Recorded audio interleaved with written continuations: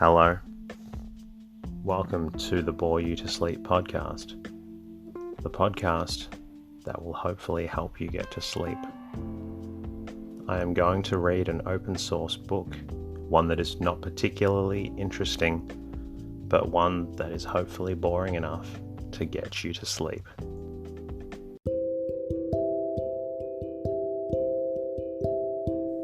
Is there something interfering with your happiness, or is preventing you from achieving your goals? I know there have been times in my life where I've struggled with sleeplessness, which is why I strive to help people everywhere with theirs. I'm proud to have partnered with a new sponsor, BetterHelp. BetterHelp will assess your needs and match you with your own licensed professional therapist, which doesn't take long at all. It's not a crisis line. It's not self-help. It is professional counseling done securely online. You can schedule weekly video or phone sessions in the comfort of your own home. You can also log in to your account anytime and send a message to your counselor when you need. You'll have access to a broad range of expertise in BetterHelp's counselor network, which may not be locally available in many areas. BetterHelp is committed to facilitating great therapeutic matches, so they make it easy and free to change counselors if needed. Visit trybetterhelp.com/bore you to sleep. That's trybetterhelp, and join over 500,000 people taking charge of their mental health. Special offer for Bore You to Sleep listeners with 10% off your first month at trybetterhelp.com/bore you to sleep. Tonight's reading comes from A Century's Progress in Astronomy, written by Hector MacPherson and published in 1906. This book looks at the life of William Herschel, a pioneer in the field of astronomy. It's amazing to think how far we've come in this area of research, and also how much there is that we still do not know. My name is Teddy, and I aim to help people everywhere get a good night's rest. Sleep is so important, and my mission is to help you get the rest that you need. The podcast is designed to play in the background while you slowly fall asleep. Thanks to everyone who continues to listen to and support the show. Special shout out to iTunes listener Sleepy Divyanshi, who left a review from India. I'm extremely grateful for your reviews and comments, and glad that I've been able to help you get a good night's rest. Thank you to everyone who continues to support the show on Anchor or Patreon. If you would like, you can also say hello at boreyoutosleep.com. In the meantime, lie back, relax, and enjoy the readings. A Century's Progress in Astronomy, Chapter 1, Herschel the Pioneer. In astronomy, as in other sciences, the past 100 years has been a period of unparalleled progress. New methods have been devised, fresh discoveries have been made, new theories have been propounded. The field of work has widened enormously. In fact, the science of the heavens has become not only boundless in its possibilities, but more awe-inspiring and marvelous. To whom is this great advance due? To the great pioneer of what may be called modern astronomy, William Herschel. Not only did Herschel reconstruct the science and widen its bounds, but his powerful genius directed the course of 19th century research. As an astronomical observer, he has never been surpassed. In the breadth of his views, he was equalled only by Newton, and indeed he excelled Newton in his unwearied observations and his sweeping conceptions of the universe. To quote his own remark to the poet Campbell, he looked farther into space than every human being did before him. Herschel studied astronomy in all its aspects. In all the branches of modern astronomy, he was a pioneer. He observed the sun, moon, and planets, devoting special attention to Mars and Saturn. He doubled the diameter of the solar system by the discovery of Uranus. He discovered several satellites and studied comets. He was preeminently the founder of sidereal astronomy. He discovered binary stars, thus tracing the law of gravitation in the distant star depths, while to him is due the credit of the discovery of the motion of the solar system. He founded the study of star clusters and nebulae, propounded the nebula hypothesis, and devised two methods of star gouging. Above all, he was the first to attempt the solution of one of the noblest problems ever attacked by man, the structure of the universe. In fact, the latter problem was the end and aim of his observations. As Miss Clarke remarks, the magnificence of the idea, which was rooted in his mind from the start, places him apart from all and above all preceding observers. Most of the departments of modern astronomy find a meeting place in Herschel, as the branches run to the root of the tree. He discussed astronomy from every point of view, before, however, proceeding to examine the work of this great man. It is well to note a few of his characteristics. These characteristics, once understood, give us the key to his researches. Before we can master Herschel, the astronomer must understand Herschel, the man. Notwithstanding the fact that Herschel spent most of his life in England, and that he is included in the Dictionary of National Biography, he was preeminently a German. Like most Germans, his style of writing was somewhat obscure, and this was emphasized when he wrote in English, owing to his imperfect command of the language. Had he written in German as well as English, he would probably have been better understood in his native country, where erroneous views of his theories were long entertained. Even so, he distinguished an astronomer as Wilhelm Struve, when translating Herschel's papers into German, made a mistake when translating a certain passage, which leaves the erroneous impression that Herschel believed the universe to be infinite, a mistake which would not have arisen had he written in German. The student of Herschel should also be careful in quoting the views of the great astronomer. Had Herschel, at the close of his life, written a volume containing his final views on the construction of the heavens, this would not have been necessary, but Herschel did not write such a volume.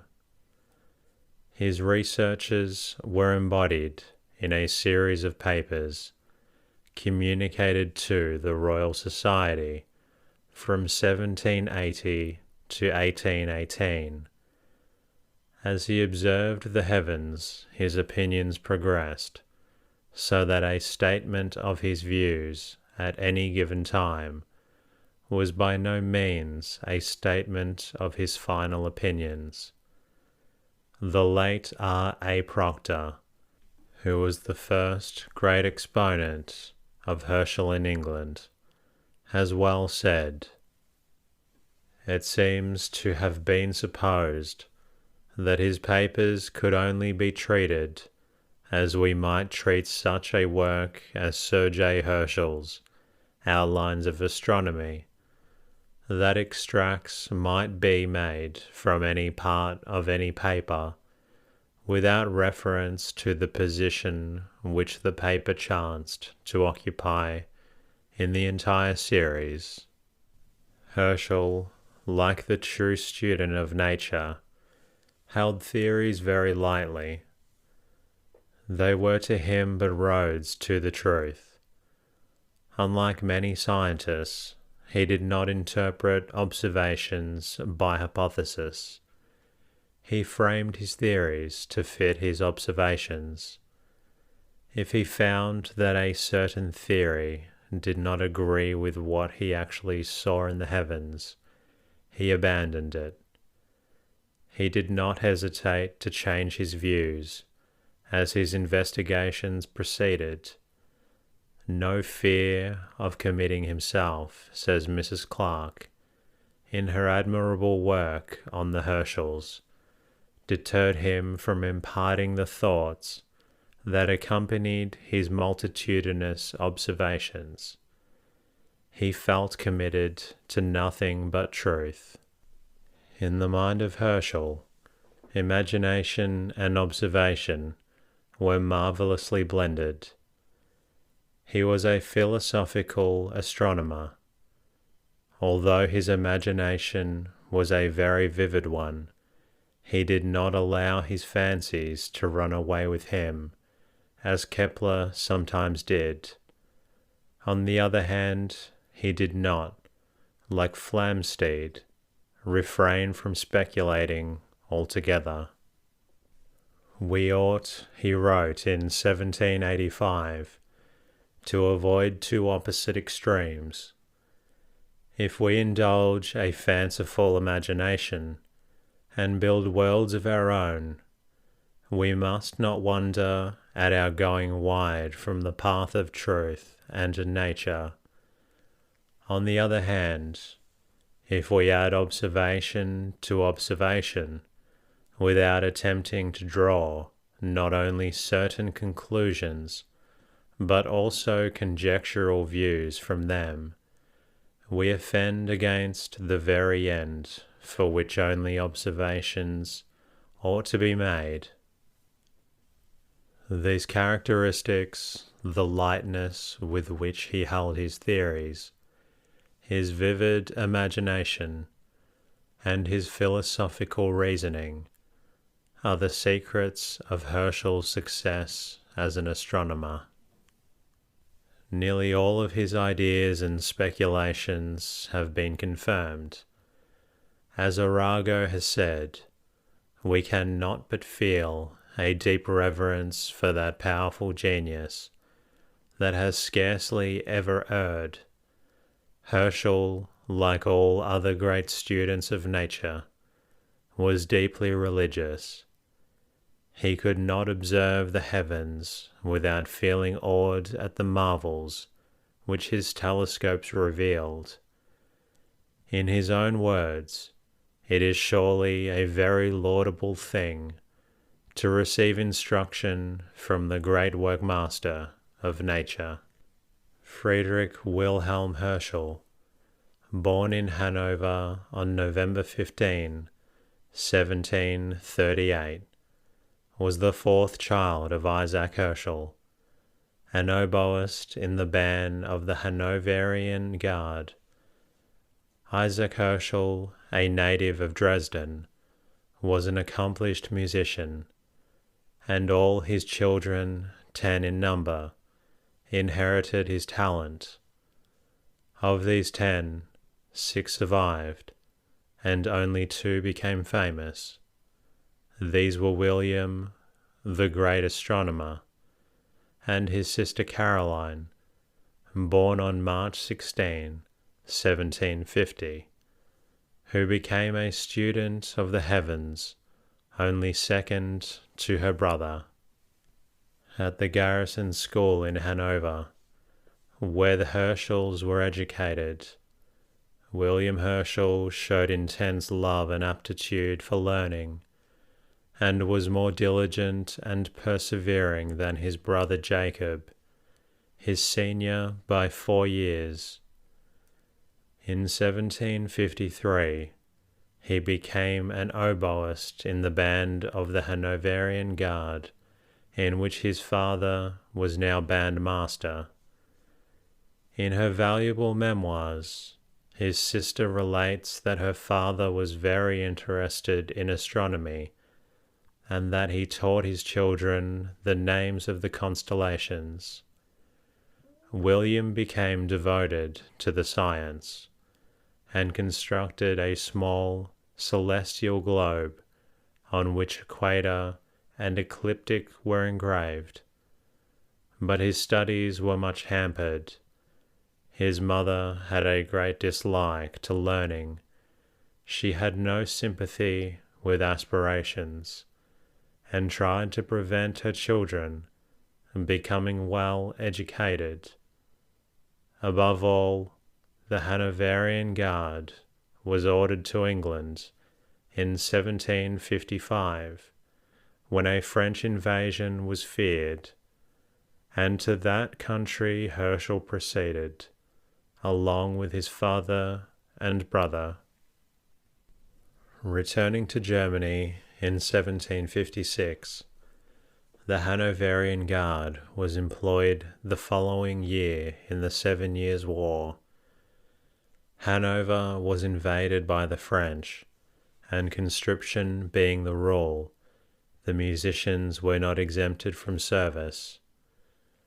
Under the command of the Duke of Cumberland, the Guard suffered a terrible defeat at Hastenbeck. William Herschel spent the night after the battle in a ditch, and decided that soldiering would not be his profession. He deserted, and with the consent of his parents, he sailed for England. After his arrival at Dover, he wandered through the country in search of musical employment. At length, in 1760, he was appointed to train the band of the German militia, and 4 years later paid a secret visit to Hanover, where he was welcomed by his father, whose health was now failing, and by his sister Caroline. In the following year, he was promoted to the post of organist at Halifax, and in 1766, he removed to Bath as oboist in Linley's orchestra. Finally, in 1767, he became organist in the new Octagon Chapel at Bath. Herschel was now 29 years old and known as a famous musician. As Miss Clark's remarks, the Octagon Chapel soon became a centre of fashionable attraction, and he soon found himself lifted on the wave of public favour. Pupils of high rank thronged to him, and his lessons often mounted to 35 a week. In the year of his appointment, his father died, aged 60, after a life of trouble and hardship. His death was a great blow to his daughter Caroline, whom he had educated when her mother was from home. Caroline Herschel was naturally possessed of musical ability, but her mother and older brother had determined that she should be a housemaid, a determination which William, who was devotedly attached to his sister, opposed. Finally, in 1772, he visited Hanover and took his sister to England with him to act as his housekeeper. But for her unwearied devotion, it is doubtful whether William Herschel would have become the great astronomer. About the time of his appointment in Bath, Herschel commenced the study of languages and mathematics, reading Maclaurin's Fluxions and Ferguson's Astronomy. The perusal of the latter volume revived his love for astronomy. After 14 or 16 hours teaching, he would retire to his bedroom and read of the wonders of the heavens. His interest increased as he proceeded, until, in his own words, I resolved to take nothing upon trust, but to see with my own eyes all that other men had seen before me. Accordingly, he hired a small reflector, inquiring the price of a larger instrument. He found it to be quite beyond his means. Then, in 1772, when his sister came to keep his house for him, he resolved to make his own telescope. First, he tried the fitting of lenses into pasteboard tubes, but this being a total failure, he bought the apparatus of a Quaker optician who had constructed or attempted to construct reflecting telescopes. In June 1773, assisted by his sister and by his brother Alexander, then in Bath, he commenced work. His first specular mirror was 5 inches in diameter, and while it was in process of construction, he was obliged to hold his hands on it for 16 hours at a stretch, while his sister supplied his food and read the Arabian Nights, Don Quixote, and other tales aloud to him to pass the time. At last, after 200 failures, he finished a 5-inch reflector, and on March 4th, 1774, he observed the Orion Nebula. No sooner had Herschel commenced his celestial explorations than he resolved to survey the entire heavens, leaving no spot unvisited. In 1775, he commenced his review of the heavens, but finding his telescope inadequate, he began the work of telescope making afresh. Meanwhile, he had much to distract him from astronomy. In 1776, he became director of the public concerts at Bath. Yet his enthusiasm was unbounded. He would run to his house between the acts at the theatre to observe the heavens. In 1779, when observing the moon from the street in front of his house, a gentleman asked permission to see the celestial wonders, a request which Herschel granted. The gentleman, Dr. Watson at Bath, introduced Herschel to the Literary Society, and we can find him in 1780, contributing 2 papers to the Royal Society of Mira Ceti of the Moon. In the same year, he commenced his second review of the heavens, and during its progress, he made his first great discovery. On March 13, 1781, while surveying the constellation Gemini, he discovered a faint object distinguished by a disk, which he concluded to be a tailless comet, but which was soon shown to be a new planet beyond the orbit of Saturn. This was the first planetary discovery made within the memory of man. King George III summoned Herschel to London and gave him a pension of £200 a year, with the title of King's Astronomer, pardoning him also for his desertion from the army more than 20 years previously. Herschel then named the new planet Georgium Sidus, a title now abandoned and replaced by Uranus. William and Caroline Herschel now moved to Datchet near Windsor, in 1785 to Clay Hall, and finally in 1786 to Slough. The spot of all the world, said Arago, where the greatest number of discoveries have been made. Here Herschel and his sister worked for nearly 40 years. He communicated to the Royal Society paper after paper on astronomy in all aspects. He also continued the work of telescope making, and constructed in 1789 his 40-foot reflector, the wonder of the age. In 1787, his sister was appointed his assistant, and together the Herschels worked from dusk to dawn. Caroline Herschel herself detected the 8 comets and numerous nebulae. She relates in her memoirs that on one occasion, while she was acting as assistant, the ink froze in her pen.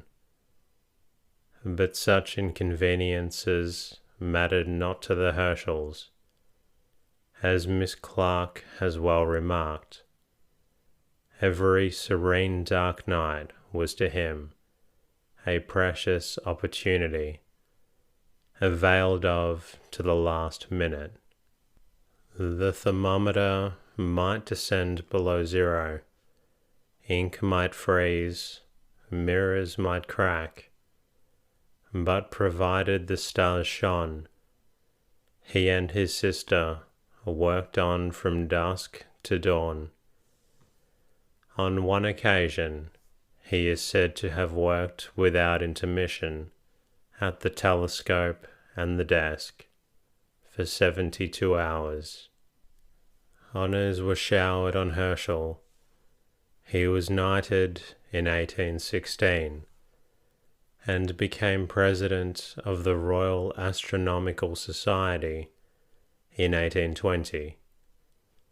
Besides receiving several honorary degrees. But honours in no way elated him.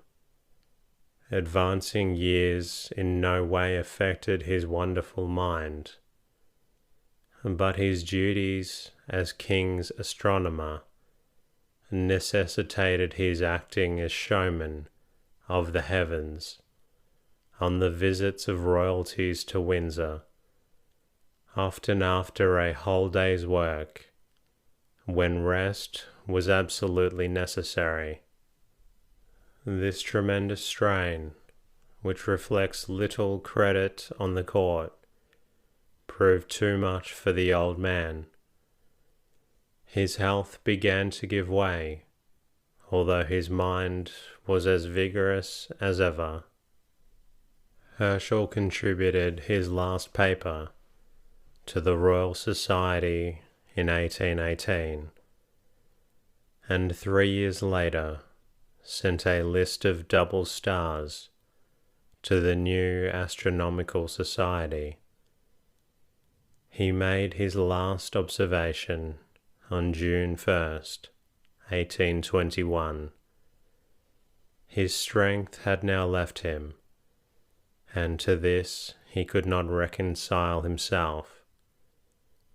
As Miss Clark puts it, all his old instincts were still alive, only the bodily power to carry out their behests was gone. An unparalleled career of achievement left him unsatisfied with what he had done. His strong nerves were at last shattered. After a prolonged period of failed health, he died at Slough, at the age of 83, on August 25, 1822. On September 7, he was buried in the churchyard of St. Lawrence at Upton. On his tombstone are engraved the words, Solorum peripit claustra. He broke through the barriers of the skies. The death of her brother was a terrible blow to Caroline Herschel. Expecting to live only a 12-month, she returned to Hanover, to the home of her brother, Dietrich Herschel. But she lived 25 years among people who cared nothing for astronomy. She was delighted at Sir John Herschel's continuation of his father's work. She compiled a catalogue of all the clusters and nebulae observed by her brother, for which she received the gold medal of the Astronomical Society, and she was created an honorary member. In 1846, she received from the King of Prussia the Gold Medal of Science, but no honors made her in any way elated. She always held that whoever said much of her said too little of her brother. After a prolonged decline of health, she died on January 9, 1848, aged 97 years, and was buried beside her father in the churchyard of Hanover, leaving behind her a noble example of self-sacrifice and devotion. One result of Herschel's discoveries among the stars and nebulae is that his studies of the sun and planets, with the exception of the discovery of Uranus, have been completely thrown into the shade. Nevertheless, his work in solar and planetary astronomy alone would have gained for him a higher position in astronomy than his contemporaries. The planets, satellites, and comets were all attentively studied by the great astronomer. Indeed, the scientific investigation of the surfaces of Mars and Saturn began with Herschel. His attention to the sun, Miss Clark truly remarks, might have been exclusive, so diligent was his scrutiny of its shiny surface. Sunspots were specially investigated by Herschel, who closely studied their peculiarities, regarding them as depressions in the solar atmosphere. He also paid much attention to the faculae, but could not observe them to the north and south of the sun, thus proving their connection with the spots which are confined to the regions north and south of the equator. There is all over the sun a great unevenness, said Herschel, which has the appearance of a mixture of small points of an unequal light, but they are evidently a roughness of high and low parts. And that concludes tonight's readings. I hope you enjoyed that, and I also hope that you're feeling a little drowsy. I look forward to